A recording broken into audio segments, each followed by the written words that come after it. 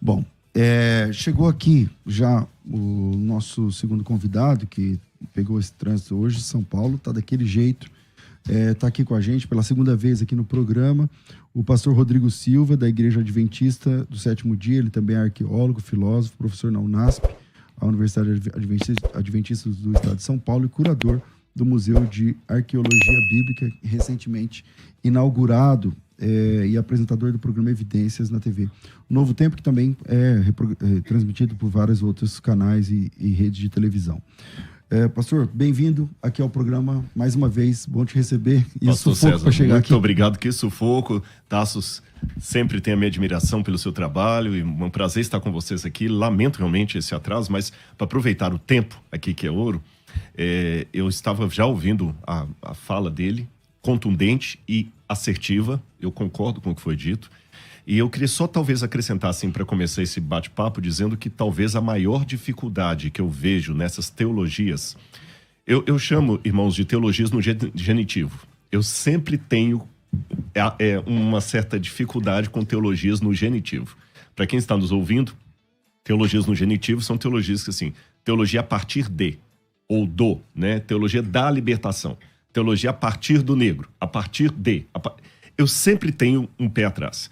E o grande problema com essas teologias humanistas, progressistas, é que elas não têm um CNPJ.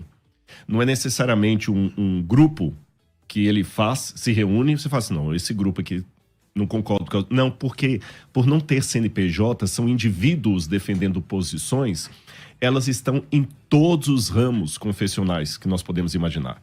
É um pastor que domina o púlpito, e aí vem uma preocupação muito grande pelo fenômeno que temos hoje de igrejas com dono, onde o pastor, ele é o presidente, ele é o articulador, ele é o dono daquilo ali, ele tem o dono daquele ministério, o nome dele aparece sempre, que é uma coisa a se preocupar mesmo. Quando uma igreja é conhecida como a igreja do fulano, isso também já me preocupa, porque assim, você é da igreja do fulano, essa forma midiática me preocupa. Por que a igreja do fulano? Quer dizer que o que mais destaca naquela igreja não é necessariamente a teologia dela, o credo dela, quando tem um credo, as doutrinas, mas ser o personagem. Você é da igreja do fulano de tal.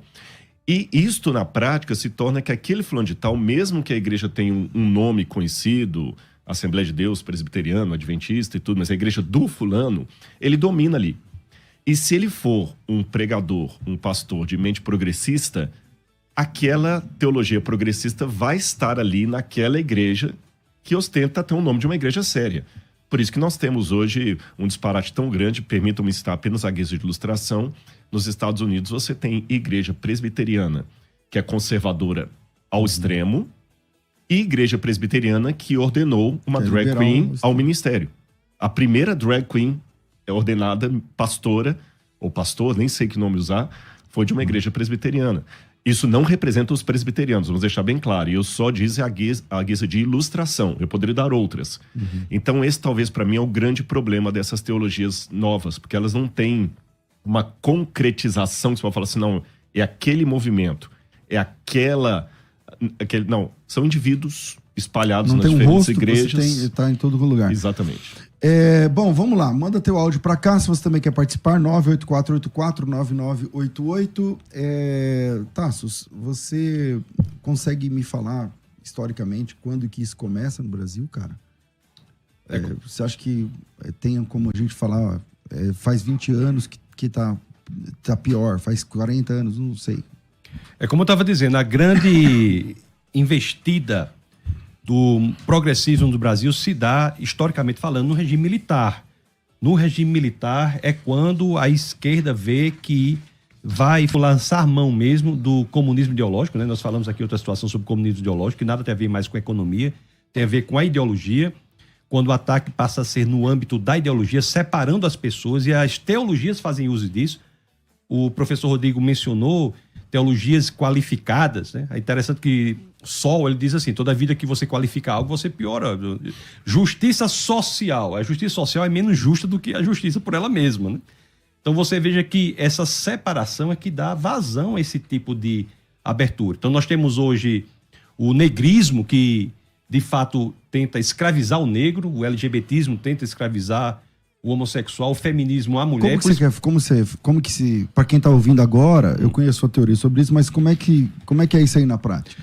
O que acontece basicamente é o seguinte, vou tentar resumir aqui. Durante Marx e Engels criam o comunismo como um sistema de pensamento que tem por intuito dominar a economia. Então é aquilo, né? A previsão deles é que a sociedade avança com um regime feudal, tem contradições, você tem uma revolução burguesa, você tem um regime capitalista, tem contradições, você tem a revolução operária, você tem então comunismo. Então teria feudalismo, capitalismo e comunismo. Só que isso não ocorreu. Um primeiro contra-exemplo a isso é a própria Revolução Russa, 1917, em que você tem uma sociedade feudal que passa para uma sociedade comunista com a burguesia irrelevante. Então, a partir daí, os pensadores pós-marxistas, incluindo o próprio Lenin, que mesmo na Revolução Russa ele tenta dar uma abordagem mais política e menos econômica, passaram a sair do âmbito econômico para ir para o âmbito ideológico. Então, pensadores pós-marxistas, como o Lenin e, notadamente, Antônio Gramsci. Antônio Gramsci é alguém poderosíssimo, porque nas suas cartas do cárcere, que ele escreve, estando inclusive preso sob o regime de Mussolini, ele diz que o ataque tem que ser no elemento ideológico, não mais na economia. Porque a economia... Eu acho que ele é a dobradiça do marxismo até essa versão que é hoje implantada nas escolas, por exemplo, na cultura. Em tudo. Cultura, entretenimento, educação e escola. Então nós temos hoje a separação no âmbito ideológico. Aí que vem o feminismo, para separar a mulher do homem, o negrismo, para separar o negro do branco, o LGBTismo, para criar categorias de índole ideológica para tentar dominá-las. E as teologias são criadas como o intuito posterior de atacar os maiores obstáculos a este domínio ideológico. A teologia, essas teologias anticristãs, elas tentam destruir a igreja, que é um obstáculo. Então, como é que essas ideologias querem fazer? Querem dominar, por exemplo, a mulher dizendo como ela deve falar, pensar e agir. Aí, essa é uma descoberta da Escola de Frankfurt, filosofia do século XX, que diz que o domínio da linguagem representa o domínio do pensamento e, portanto, o domínio da ação. Da forma que você fala, você pensa, da forma que você pensa, você age. Agora, o obstáculo a isso... Que aqui no Brasil isso aí está avançado. Está avançadíssimo. Porque já estão mudando a linguagem das pessoas, uma vez mudando a linguagem, a forma que você trata, e a forma que você trata é a forma que você entende, a forma que você entende, a forma que você... Mas veja bem, é mais grave do que isso. O seu pensamento está estruturalmente circunscrito à sua capacidade linguística. Você não consegue articular pensamento fora da linguagem. Então, a linguagem ela é destruída como uma forma de destruir o pensamento. Não é possível pensar fora dos limites impostos pela sua capacidade linguística. Então, esse é o grande... a metodologia destes movimentos de separação de pessoas em grupos. Aí, o obstáculo a isso é a igreja e a família. E para atacar a igreja, eles usam exatamente essas teologias. Tem teologia feminista, teologia disso, teologia daquilo, tenta qualificar as teologias para exatamente destruir o obstáculo que é a igreja. Por que é a igreja? Porque na igreja esses grupos não se sustentam. Na igreja não existe preto, branco, não existe, todos são um. Né? Gálatas 3:28, o apóstolo Paulo, enquanto 75% da população de Atenas eram de escravos, 50% da de Roma eram de escravos, o apóstolo Paulo diz, não há homem nem mulher, escravo nem livre. Escravo nem livre, judeu nem gentil, todos são um em Cristo Jesus. Então, o obstáculo é a igreja. Se nós destruímos a igreja, acabamos com o obstáculo contra os arroubos desses movimentos. Quais são as duas formas de destruir a igreja? Estratégia egípcia, estratégia babilônica. Estamos até escrevendo um livro sobre isso, vai sair próximo mês. Estratégia egípcia e estratégia babilônica. Em alguns lugares, a estratégia é egípcia. E o avanço do Estado comunista vai fechar as igrejas. A Nicarágua entrou agora entre os 50 países mais perseguidores. Agora, antes disso, na realidade em que estamos, é a estratégia babilônica. É infiltrar para destruir de dentro para fora, colocando o câncer. Essas teologias são cânceres dentro da igreja. Pastor Rodrigo, o senhor fez USP, né? E o USP tem também toda essa... dá para perceber também todo esse poder do lado de dentro, lá da educação.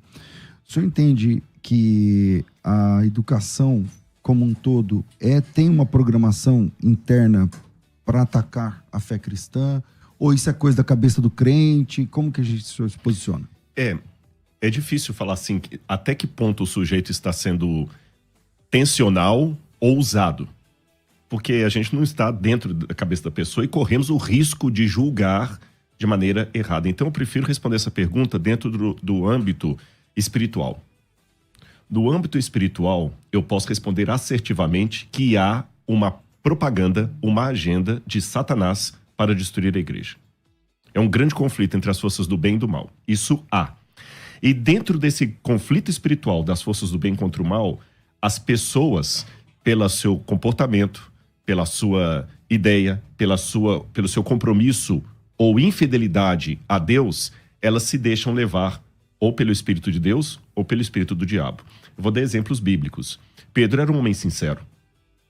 Ele estava com o Cristo, 3 anos e meio andando com Jesus. E no último momento ali, o diabo usou uma fraqueza dele e falou com Jesus: Senhor, tem piedade de ti, que tal coisa a gente já... Foi repreender Jesus ainda, porque Jesus estava falando da cruz. Jesus estava falando: eu vou morrer, eu vou ser crucificado. Pedro, então, imbuído de toda aquela ideologia judaica da época, que o Messias tinha que ser um guerreiro forte para libertar o povo de Roma e não um servo sofredor de Isaías 53, o diabo colocou aquela ideologia na cabeça de Pedro naquele momento e ele falou, e Jesus, como tinha uma espiritualidade, Jesus era Deus, falou assim: para trás de ti, Satanás. Porque não foi, foi Satanás que falou através de você, Pedro. Temos, ao mesmo tempo, uma figura como Anás e Caifás, que deliberadamente se entregaram ao mal. Judas também, que fala que o diabo o tomou. Então a resposta que eu dou para não cair em julgamento de A ou B é que estamos em conflito cósmico do bem contra o mal. E os dois lados nos querem. Depende de mim qual espírito vai me tomar, se é o espírito de Deus ou o espírito do diabo. Porque o diabo toma a pessoa assim como o espírito de Deus toma, do mesmo jeito. O diabo imita Deus, só que não na qualidade. Imita como uma bolsa da Louis Vuitton que você encontra no 25 de março aqui. É igualzinho, parece, olhando, mesma cor, mas não tem a qualidade de Deus. Então, eu digo que sim, dentro da igreja, algumas pessoas bem intencionadas, eu diria até. Eu vou até arriscar, talvez bem intencionadas. Eu não sei se eu poderia, não discordando de você, Tasso, mas eu não sei se eu poderia ser tão taxado de falar assim, tem uma agenda, esses pastores foram colocados pelo gramitismo. Essas pessoas cooptadas por essa ideologia, na minha opinião, elas acham que estão fazendo bem. Com certeza. Então, eu não vou discutir a sinceridade ou a honestidade pessoal de cada um, mas que estão a serviço do mal, sim. É por isso que eu analiso do ponto de vista espiritual. Não consigo enxergar esse quadro sociológico sem ver um conflito entre o bem e o mal por detrás de tudo isso aí. Tassos. Concordo, mas eu acrescento o seguinte: para que a pessoa se envolva na agenda do mal, ela não precisa ter o conhecimento intelectual do que está por trás de tudo isso. Então, você quer um professor, por exemplo, quer se envolver na agenda do mal, basta seguir Paulo Freire. É simples. Ele segue Paulo Freire de maneira ele está bem intencionado, mas segue alguém que está transformando alunos, para que alunos deixem de ser estudantes e passem a ser militantes de um programa que é contra a igreja. Então, Paulo Freire, John Dewey influenciaram fortemente a UNESCO, que influencia a destruição da educação no Ocidente. Então, é muito importante que nós saibamos disso. Nós não temos intelectuais em todos os lugares sendo utilizados. O que nós temos são idiotas úteis sendo utilizados por uma elite intelectual que promove essa ação destrutiva da educação, da pessoa, do ser humano, afasta a pessoa de Jesus Cristo por meio da destruição. As teologias progressistas, por exemplo, e humanistas são braços desse movimento para destruir a igreja como um obstáculo.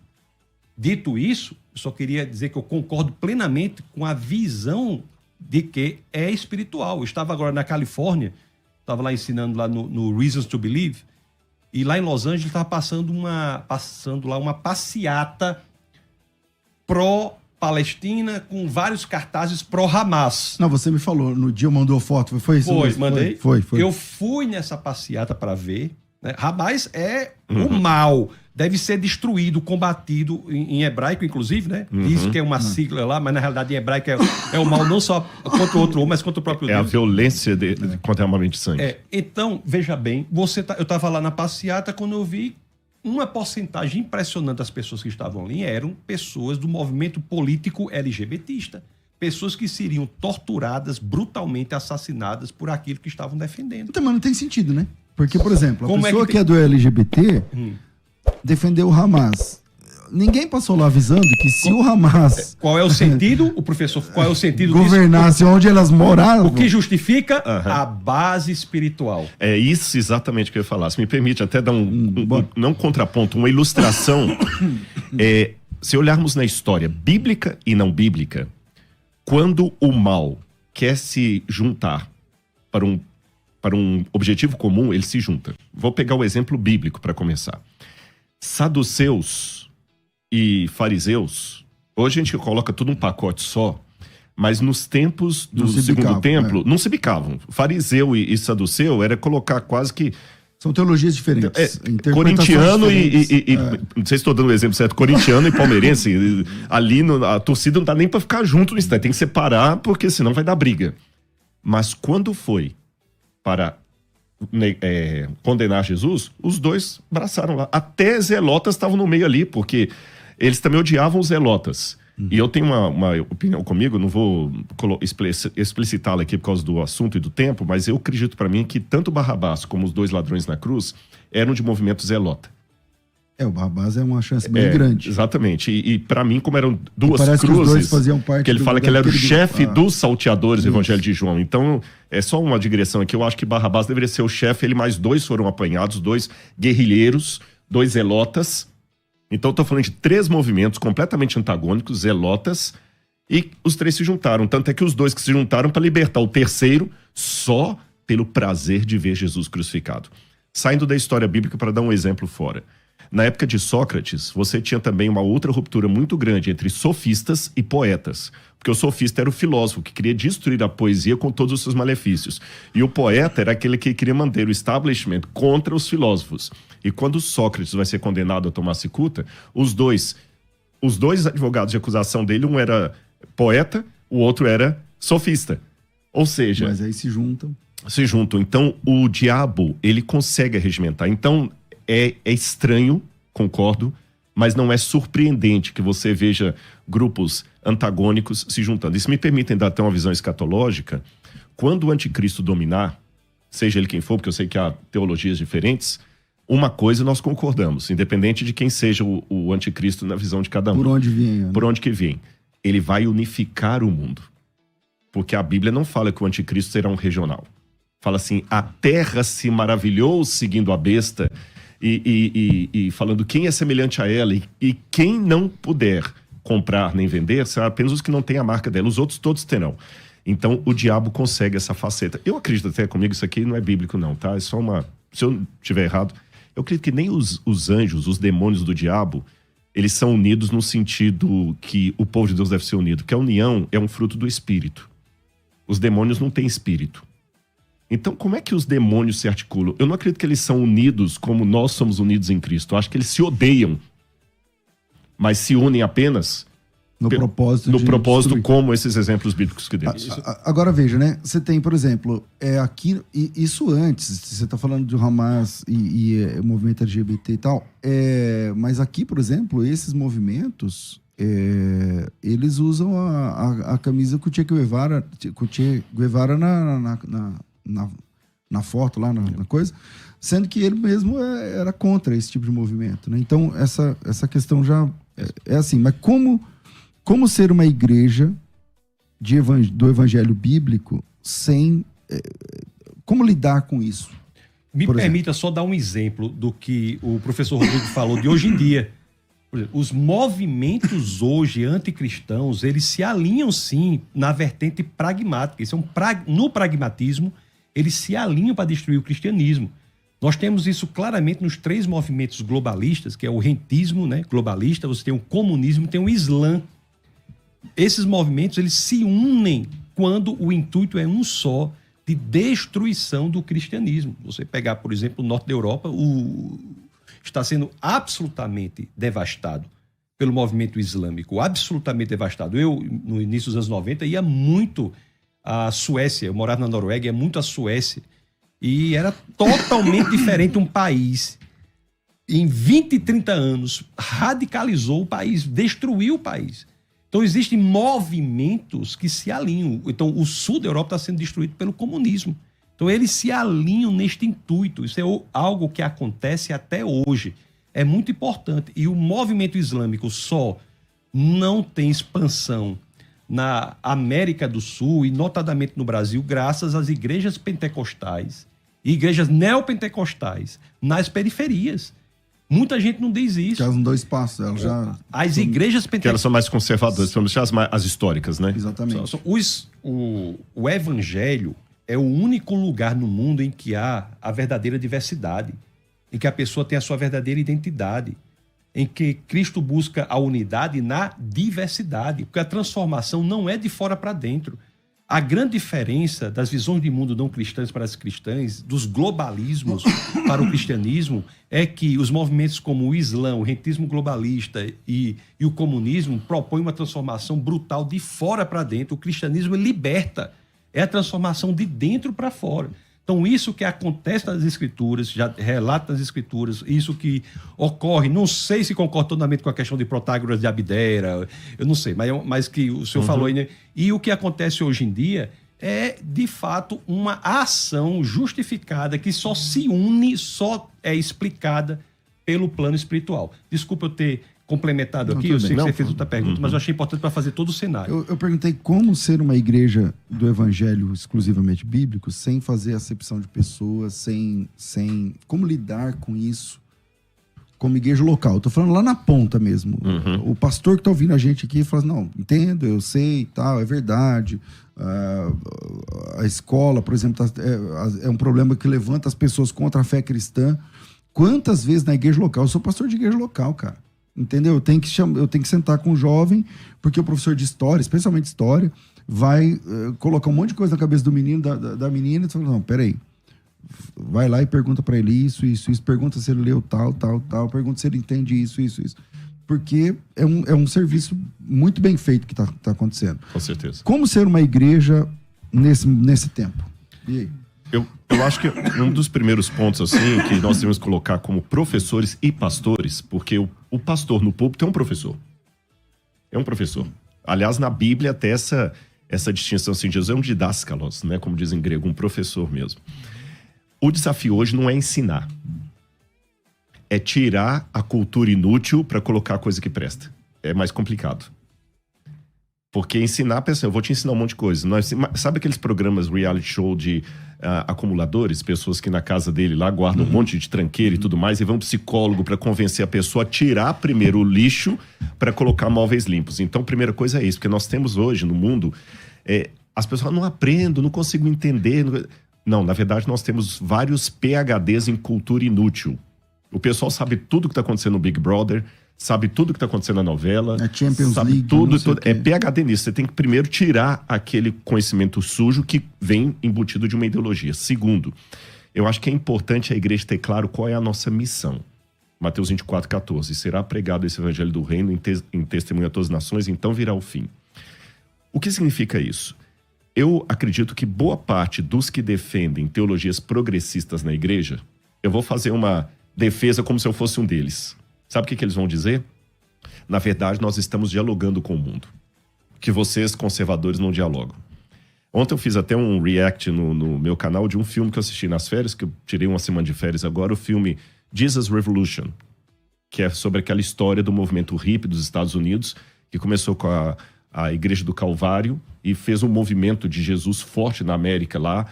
Por quê? E tem uma cena do filme que é assim, um pastor pregando de paletó e gravata, do jeito conservador e tudo mais, e só alguns velhos, uma meia dúzia de gato pingado de velho, a filha do pastor bocejando, sabe? Nenhuma criança, uma igreja morta. Aí aparece um hippie, o Lulin, que ele é interpretado pelo mesmo ator do Jesus do The Chosen, mas é uma história real. E ele convence aquele pastor a falar de um jeito mais jovem. A igreja começa a encher de hippie. Aí a música muda, o pastor já tira a gravata, já vai pregar descalço. Aí que nós temos que ter uma sensibilidade nos dois lados. Qual que é o problema, talvez, dos conservadores? Aqui vamos fazer agora... Vamos lavar uma roupa suja em casa, Tasso? Acho que nós três aqui somos conservadores, até pela fala, vocês conhecem. Nós também falhamos numa coisa. Assim como muitos do outro lado sequestraram as pautas sociais, do lado de cá nós a negligenciamos. Porque quantas mulheres, às vezes, tinha uma agressão do marido dentro de casa e chegava pro pastor e mandava orar mais. Quantos rapazes tinham problema com a sexualidade, ia conversar na igreja, não tinha espaço, porque a igreja era conservadora demais para aquilo. Estava preocupada demais com paletó e gravata. Lembra aquela música da Assembleia de Deus, Fala Paletó? Paletó não fala nada? Aquela música ela tem uma paródia de verdade, tem a justificação pela gravata, não é pela fé, não. Se o sujeito não tiver com a gravata e o terno, então tinha esse conservadorismo que não tinha muito espaço para o amor, para a aceitação. Se alguém entrasse tatuado numa igreja, todo mundo já olhava de cima a baixo. Você está usando barba. Tinha um tempo que se você chegasse barbado na igreja, você já era comunista. Então teve esse lado. E o outro lado se apropriou disso que foi negligenciado. Mas aí agora vem a crítica ao outro lado. Nós temos que também lavar a roupa suja em casa. Nós deixamos em débito as pautas sociais. Embora notinha de rodapé. Você vê, por exemplo, a Igreja Deus é Amor, estava sempre nos presídios e tudo mais, mas as igrejas clássicas mesmo não tinham tanto essa percepção social. Quem faz mais trabalho hoje de, às vezes, caridade são movimentos espíritas, com sopão, aquela coisa toda. Então, esses outros grupos mais progressistas apropriaram-se disso, só que apropriaram também de uma maneira, a meu ver, errada. Por quê? Porque para ganhar o de fora, eles começaram a vender a essência do evangelho. Vou dar exemplos.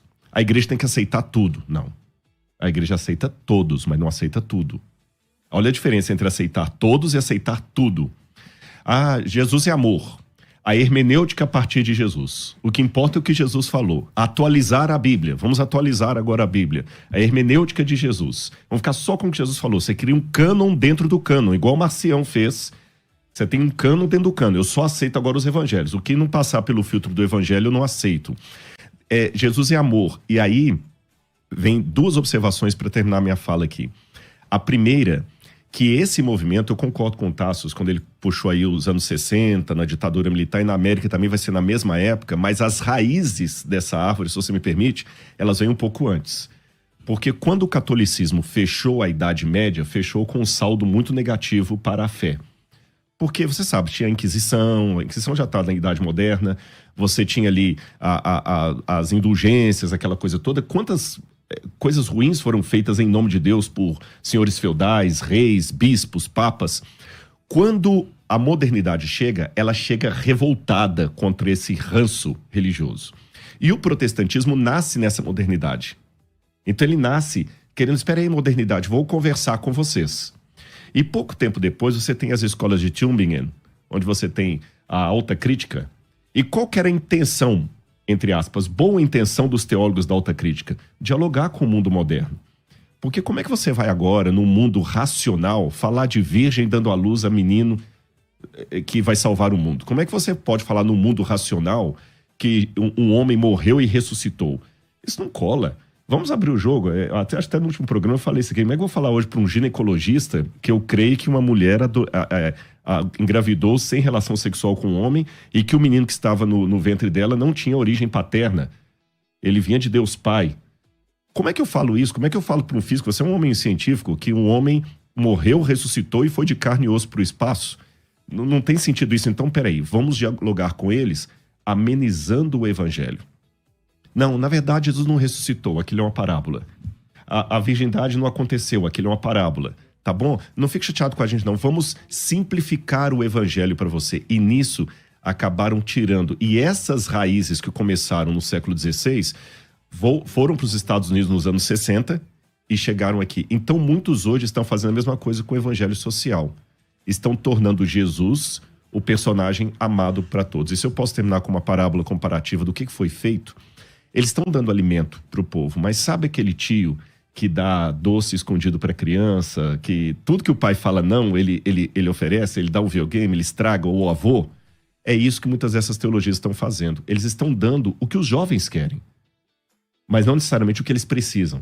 Por isso que eu não me surpreendo quando, às vezes, um pastor progressista, a igreja dele está lotada e o mais conservador, a igreja está pela metade. Porque é um evangelho muito fácil, da graça barata, onde você não precisa lutar com o próprio eu. Jesus é amor, Jesus aceita tudo. Para que eu vou lutar contra os meus impulsos? Eu quero resolvê-los. com vícios, que não sejam questionados, censurados. Então isso é muito perigoso. Tassos. Bom, o que eu diria é que conservadorismo é uma cosmovisão desprovida de ideologia. Conservadorismo, Obrigado. ele é uma cosmovisão que não impõe uma ideologia específica. Tanto é assim que você tem islâmicos fortemente conservadores, cristãos fortemente conservadores, você tem movimentos, inclusive, que não são cristãos, que são conservadores. Porque o conservadorismo é uma metodologia. É a ideia de que você tem obrigações, débitos com as gerações do passado, né? Você tem débito com a geração do passado e tem obrigação com as gerações do futuro. Então, o conservadorismo é manter o que está dando certo. Pode mudar? Pode. Conservador não é contra a mudança. Mas o conservador diz que, antes de fazer a mudança, você aplique a mudança à virtude concreta da prudência. Seja prudente. Então, o cristianismo é, em sua origem, a possibilidade de toda essa discussão, mesmo progressista. É muito importante que nós temos essa percepção de que, antes do cristianismo, era barbárie. A cruz era uma forma de tortura e morte inimaginável. Os gregos em Esparta, as crianças que não eram apropriadas eram jogadas fora. O infanticídio é a chaga mais profunda da civilização antiga. Então, o cristianismo revoluciona tudo isso. Então, o que o progressismo quer vender, na realidade, é um cristianismo falsificado. Se não houvesse o cristianismo, o progressismo não tinha nem do que falar. O progressismo não tem que falar em ajudar o outro, não tem que falar em fazer caridade. Toda essa pauta progressista, ela é sequestrada do cristianismo e moldada de forma sutil para ter uma aparência de boa e, no fim, afastar a pessoa do nosso Senhor e Salvador Jesus Cristo. Então, assim, eu só coloco essa perspectiva de que não há, em essência, uma igreja. Se uma igreja mantém hábitos antigos, não é por conta do conservadorismo. O conservadorismo não é a favor de que se mantenha o que não funciona, mas é a favor que se avance com a prudência. O progressismo não. O progressismo vai dizer assim, olha, você está errado. Você não tem que obedecer sua mãe e seu pai, você não tem que prestar atenção no que seu avô disse, o que você tem que fazer é isso aqui. Ele propõe um modo de ação, impõe um modo de ação. É por isso que hoje o que nós temos com uma proposta progressiva, inclusive dentro da igreja, são homens absolutamente enfraquecidos, efeminados, sem tomar a posição de homem que tem que ter, homens que parecem mais uma coisa horrível, que eu tenho dito aí. Um objetivo de muito homem hoje é o quê? É comprar um apartamento e criar um gato castrado. É isso que o povo quer. E ter um iPhone e ler Marx. Ler. É isso. Eu posso colocar só um contraponto nisso aqui? Eu faço uma distinção entre o conservadorismo e o tradicionalismo. Apesar de parecerem sinônimos perfeitos, para mim não são. O conservadorismo, concordo com isso que você colocou. Time que está ganhando não se mexe. Mas o tradicionalismo, que Jesus combateu o tradicionalismo, é o legalismo disfarçado. Sabe que negócio? É a lei por amor da lei. O Ambrose Bierce, ele fala uma coisa com relação à política, mas eu vou falar o que ele disse da política e vou adequar à religião. Ele falou o seguinte, a política é dividida entre políticos conservadores e progressistas. Sabe qual que é a diferença e semelhança entre os dois? O político conservador é aquele que quer manter leis injustas para o mal atual. E o progressista quer trocar as leis injustas do mal atual para um outro mal, pior ainda. Os dois, na verdade, estão querendo... Dentro da igreja, a gente tem que tomar cuidado. Eu acho que uma hermenêutica... Eu estou trabalhando nisso. Não é fácil. Eu estou querendo descobrir uma chave hermenêutica. Eu estou sistematizando isso há anos já. Para a gente conseguir separar na Bíblia o que é o princípio e o que é a aplicação do princípio. Porque isso ainda está confuso nas igrejas, na minha opinião. Eu vou explicar rapidamente o que eu quero dizer. O princípio não muda, é a ética. Vale em todo tempo, em todo lugar, para todas as pessoas. A aplicação do princípio é a moral. Essa varia, muda. Exemplo, princípio, respeito. Eu tenho que respeitar você, eu tenho que respeitar o pastor César, eu tenho que respeitar a Nani, eu tenho que respeitar a minha esposa. Agora, como é que eu aplico essa ética do princípio, essa ética do respeito, dentro de uma igreja católica? Eu tiro o chapéu quando eu entrar na igreja católica. Como é que eu aplico isso na sinagoga? Eu coloco o chapéu. Como é que eu aplico numa mesquita? Eu tiro o sapato.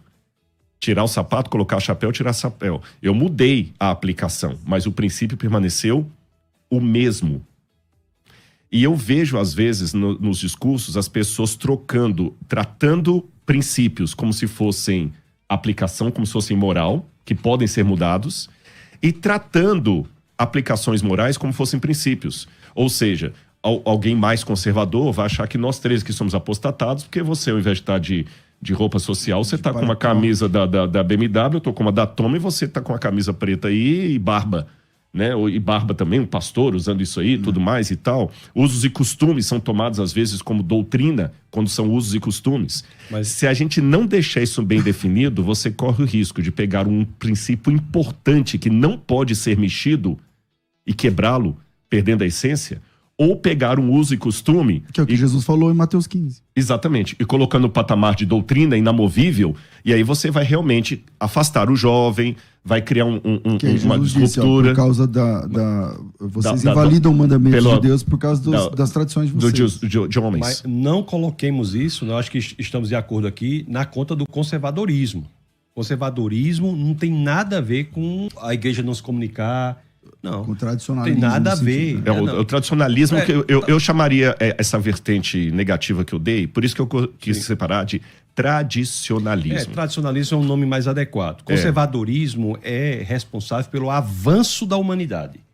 O conservadorismo é responsável pelo fato de nós termos criado conservadorismo na visão de mundo cristã. É o cristianismo e a ideia de manter o que funciona que fizeram com que nós tivéssemos criado a mais importante e a melhor civilização já existente na história da humanidade, que é a civilização ocidental. Mesmo na linguagem evolucionista, o conservadorismo é a mesma aplicação. Hoje na ecologia não fala de conservar a natureza, de conservar.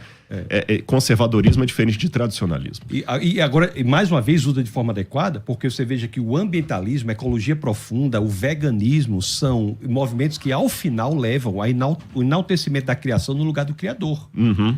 Então você veja que até isso é uma deturpação no progressismo, como pega os movimentos que têm essências interessantes, mas deturpam para fazer com que a pessoa, ao final, enalteça a criação, tire Jesus Cristo e bota o papagaio da cara roxa no lugar. Ou seja, a pessoa começa abraçando ideias humanistas, ideias progressistas e tal, e daqui a pouco a mulher para de raspar as axilas, daqui a pouco ela para de comer carne, daqui a pouco ela para de comer não sei o quê. E não só isso, o não raspar as axilas, porque se ela não quer raspar porque ela não quer raspar, problema dela. Mas aquilo se torna um símbolo, uma pregação, uma ideologia, e ela fala, isso aqui que é o correto. E é uma maneira de pregar contra verdades que, sabe, esse que é o problema. O símbolo, ele tá significando algo. Agora, intelectualmente, eu gostaria de veementizar, enfatizar, sublinhar o seguinte. Todas essas pautas destrutivas, elas só são possíveis graças ao que o cristianismo fez de correto. Então, elas devem ao cristianismo a liberdade de poder falar. Porque se você vai fazer isso lá no Hamas... No Iêmen. Não, exatamente. E não só Levanta uma bandeira lá. E não só isso. Todos os conceitos que elas trazem são conceitos que são deturpação do cristianismo. É como Tom Holland, não o pesquisador disse. É como se eles não estão notando que estamos nadando no aquário da água do cristianismo. Porque se você, no movimento, tenta buscar justiça, por exemplo, mesmo que seja uma justiça falsa, uma justiça que precise ser qualificada, esse conceito de buscar justiça só é possível graças ao cristianismo. Porque antes o cristianismo era barbárie. Era o quão mais poderoso que o maior engole o outro e acabou. Então, as sociedades se organizam de forma... Tem um livro do James Kennedy, não sei se você já leu, se você conhece. E se Jesus não tivesse nascido? Sim. E ele vai falar sobre a contribuição, sem discutir a questão da religiosa, mas ele vai falar assim, a contribuição da existência de Jesus e os seus seguidores na história. Tipo assim, se Jesus não tivesse nascido, não existia universidade. Entendeu? Se Jesus não tivesse nascido, não existiam hospitais, não existiam, por exemplo, asilo para cuidar de idoso. Quer dizer, o infanticídio só tem fim na história humana recente. Bom, aqui no Brasil, por exemplo, ainda tem infanticídio, né? Porque nas comunidades indígenas tem aí o pessoal da esquerda que defende a manutenção do infanticídio hoje. E o aborto. O aborto não há Eu nenhuma tô falando diferença. Gente, ó, Não há talvez você diferença. não saiba disso que eu tô falando. O Brasil tem legalizado infanticídio agora nas tribos indígenas em nome da cultura Não é indígena, imputado como crime, não é imputado como crime. Então, gêmeos, quando nasce com síndrome de Down, quando nasce com algum tipo de... que nasce com a pele toda branca, como chama? Vitiligo? Albino. Quando o índio nasce assim, ele é morto. Ele é morto e a lei brasileira ainda tem aí, os deputados pesquisam isso que eu estou falando. Então, tudo isso é erradicado no mundo através do cristianismo. Isso é uma loucura do multiculturalismo. É uma loucura que as pessoas tomam até como se fosse uma verdade. Acham que todas as culturas são igualmente boas. Não, existem culturas boas e culturas perversas. Uma cultura em que você... O canibalismo, por exemplo, é cultural. É que você mata uma criança, você mata um deficiente. Uma criança que nasce com um problema, você assassinar a criança. Isso é normal? Não é. Uma cultura que defende o assassinato intrauterino, o aborto, por exemplo. Qual é a diferença que há entre a criança dentro ou fora da barriga da mãe? Quer dizer, o canal vaginal é um negócio tão mágico que dá um estatuto ontológico para aquele ser. Só depois que sai Só dali. depois que sai do portal. canal. Um portal. Então, isso são elementos brutais, severos, que o cristianismo luta contra isso desde sempre. E o que há hoje, repito, é uma deturpação desses conceitos de maneira errada para seduzir e afastar as pessoas de Agora, Jesus posso Cristo. dar uma notícia triste aqui na rádio hoje? E vou até surpreender vocês e os ouvintes com o que eu vou dizer. Por um lado, eu não estou otimista que o cristianismo luta contra isso aí. Permita-me dizer isso. Eu sei que você... Como assim, Rodrigo? Vou explicar por quê. Eu acabei... Não, que já foi agora em novembro do ano passado. Eu sou membro do SBL, que é a Society of Biblical Literature. Quem é teólogo sabe, é a maior agremiação de teólogos do mundo inteiro. Você tem ela, você tem o Azor, que é de arqueologia, você tem também o ATS, que é mais conservador. São quase 10 mil teólogos, 15 mil teólogos que se reúnem todo ano nos Estados Unidos. Tem um capítulo na Europa e outro nos Estados Unidos. E cada ano que eu passo ali, eu fico mais desapontado. Por exemplo, pasmem, no ambiente de teólogos, eu dando uma palestra e eu sendo o único que estava defendendo a historicidade dos evangelhos. Mas isso depois... Único. Então, isso aí depois de Nestle Aland e o pessoal do texto Receptus, na verdade, texto crítico. O texto Receptus é o contrário, o ultraconservador. O pessoal do texto crítico, isso aí, o pau que rola aqui. E aqui no Brasil... É isso que eu vou chegar. As novas Bíblias já estão sendo traduzidas a partir do texto. É isso que eu vou chegar. Só fechando aqui, Daqui a pouco isso Jesus que não é acontece Deus, lá Deus, fora, é isso aí. demora alguns anos para chegar aqui. Há movimentos de ondas. Vai da Europa para os Estados Unidos vem para cá. Esse último que eu fui agora, tinha uma mulher de uma conceituada universidade, não estou falando do camaradinha do encanto, não, estou falando de gente com PhD, defendendo que Apocalipse 3:20, eis que eu estou à porta e bato, que é o pênis de Cristo na vagina da igreja. Uma leitura feminista do Apocalipse. E coisas assim do arco da velha. E repito, eu não vou dar nomes aqui, senão vai parecer que eu estou jogando ferpada para alguém, para tudo, mas não são teólogos isolados, não. Eles representam grandes agremiações do cristianismo. Ou seja, só o conservadorismo, que eu vou chamar aqui de conservadorismo, né? Vai fazer essa linha de defesa. E ele está cada vez menor. Contra esse tipo de... E ele está cada vez menor no mundo teológico. E ele está entrando... Que o pessoal, para fechar esse pensamento aqui, Tasso, como o Tasso alertou da questão do Gramsci, a gente está pensando muito na USP, na Unicamp, mas essa mesma a estratégia do gramscismo, ela entrou também nos seminários, nos maiores, Yale, Harvard, Princeton, nos grandes seminários. E está também chegando já em seminários brasileiros. E aí nós temos dois riscos. Um risco é do simplicismo, de pessoas que falam o seguinte: então não quero ir para seminário, então vou estudar aqui em casa mesmo, e o púlpito fica pobre. Só para fechar isso aqui, viu, Tasso? O púlpito está ficando pobre, hoje muitos pastores, desculpem, irmão, mas é seriedade, ele não quer mais ter o trabalho de olhar um comentário bíblico, o texto, ele só vai fazer uma palestra de autoajuda, pegando meia dúzia de versículos ali que, sinceramente, sermão desse jeito, eu monto uma semana de estudo, de oração para vocês aqui em meia hora. Se você me der meia hora ali, eu faço uma semana, porque eu pego assim, Davi lutou contra Golias, Deus vai vencer também os seus inimigos, não sei o quê, né? É o Salmo 23, que Deus é meu pastor, isso é a coisinha mais linda que Deus tem. Você monta só aquilo ali, a igreja fica ouvindo aquele blá, blá, blá, não tem um sermão doutrinário, autoajuda. Aí vem a questão também do humanismo. O ser humano é colocado como a coisa mais linda de Deus, que se você não for para o céu vai deixar de ser céu. De tão importante para Deus que você é. Olha a exacerbação de uma verdade. Eu digo que extremismo é um lado da verdade que ficou louco. A exacerbação de uma verdade que a faz se tornar em loucura. Então isso está chegando também. E para fechar, tem uma questão profética nisso. Jesus falou, quando vier o Filho do Homem, porventura achará fé na terra.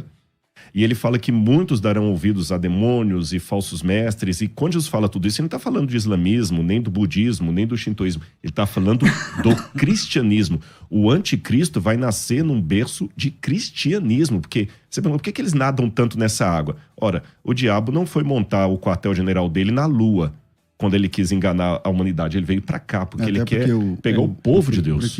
O prefixo do grego anti, do anticristo, significa que é contra ou que toma o lugar. Que toma o lugar, exatamente. Eu só chamo a atenção nossa para que não haja uma confusão no seguinte: nós não podemos conceituar uma visão do mundo pelo desvio dela. Então, há desvio dentro do cristianismo? Há. Qualquer manifestação cristã que, por exemplo, extrapolar os limites da Bíblia, levar em consideração qualquer outra coisa que não seja... A gente estava falando antes do programa, né? Sobre qualquer isso. Manifestação religiosa que achar que Jesus não é Deus, que não acreditar na Trindade. Então, existem os elementos centrais. A Bíblia ela é única, é suficiente, nada fora dela. Jesus Cristo é Deus.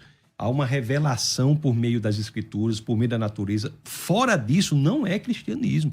Então, assim, eu concordo, só fazendo esse adendo, se assim me permite, que nós não coloquemos na visão de mundo cristão aquilo que não é cristianismo. O que há aí são pessoas infiltradas, erradas, que têm por intuito, às vezes intencionadas ou não, levadas pelo movimento, acabar com o cristianismo genuíno, bíblico, de dentro para fora.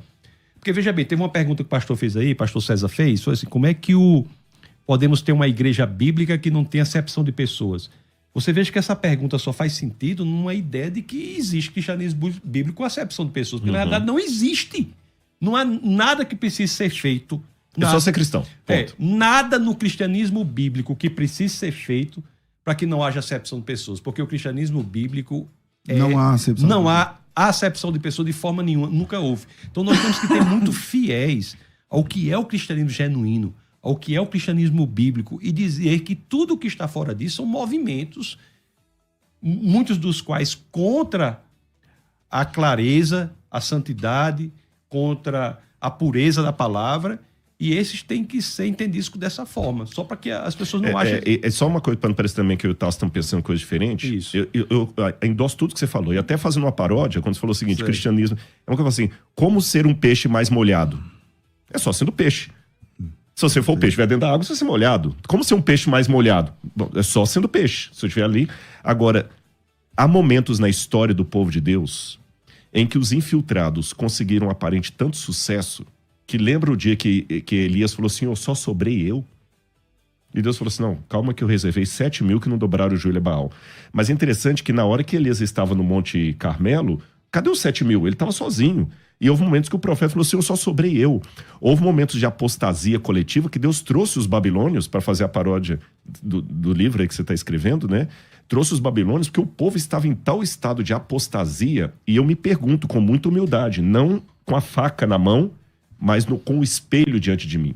Repito, o que eu falo aqui, César, não é com a faca na mão, é com o espelho diante de mim.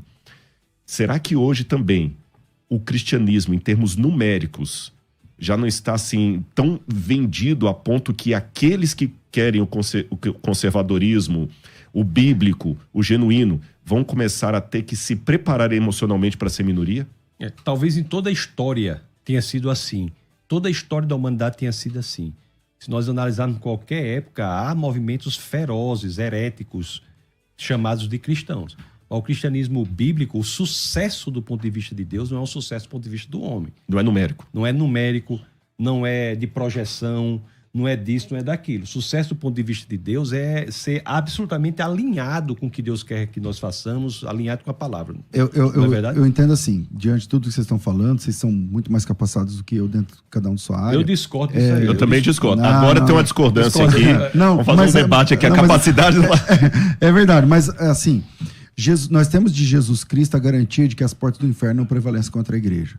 Então, o que resta a nós, a mim, a vocês aqui, aos ouvintes que estão aí, é de que igreja a gente faz parte.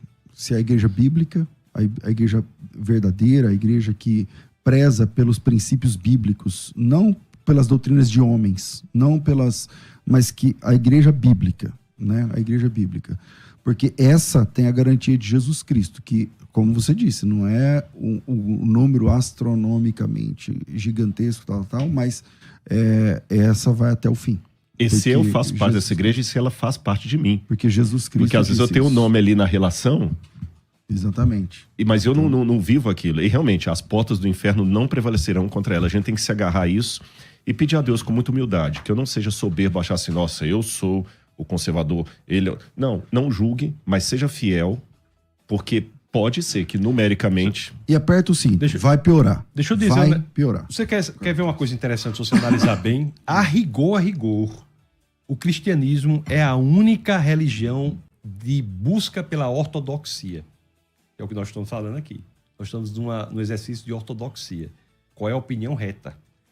As demais são buscas por ortopraxia. Pela prática, que é... Mais reta. A prática é melhor. Qual é a melhor a mais conveniente. A mais conveniente. Então, a rigor, nós temos que entender o cristianismo como o modelo de mundo que liberta as pessoas da escravidão, do tradicionalismo. Porque não é ortopraxia, a rigor. É ortodoxia. É você entender, de fato, o texto bíblico. A revelação de Deus está ali. Qual é o entendimento? A gente risca, vai para o original, pega várias traduções, compara as traduções, pega a tradução para o latim, a Vulgata, porque é a busca pelo entendimento correto do texto. E é graças a isso também, pouca gente às vezes nota isso, graças a essa proposta absolutamente intelectual de experiência cristã, que os países de matriz cristã têm um desenvolvimento tão diferenciado de todos os demais. Hoje, sendo fortemente atacado, né, o Ocidente, e o viés de ataque do Ocidente é exatamente a descristianização. Então, o poder do cristianismo é radical. E para destruir um lugar que prosperou em todas as áreas pelo seu viés cristão, o ataque é contra o cristianismo. Verdade. Bom, infelizmente o nosso tempo é curto, mas muito obrigado você, ouvinte, que acompanhou a gente até agora. Tassos, obrigado pela sua participação aqui. Quem quiser te acompanhar, te seguir, como é que te acha? Agradeço ao pastor César mais uma vez, ao professor Rodrigo. Fizemos parte de um grupo. Convidei, quando eu estava no governo, convidei o pastor Rodrigo para fazer parte de uma comissão do maior prêmio cultural do Brasil. Ele fez parte lá e outras pessoas tantas fizeram parte. Apanhamos por causa disso, até falar chega. Como intelectuais, né? Como intelectuais influentes fizeram parte, então agradeço a participação. Eu estou ali no Instagram, Tassos Licurgo, TASSOSLYCURGO. No Instagram eu acho que é a melhor forma. YouTube é só Licurgo mesmo, LYCURGO. Maravilha. Professor Rodrigo, bem-vindo sempre aqui. Pastor, muito obrigado, uma muito alegria obrigado te mesmo. Desculpem mais uma vez o atraso, é um prazer estar com você. Eu sempre fui muito bem recebido aqui, com muito carinho. E fiquemos fiéis na palavra e na palavra.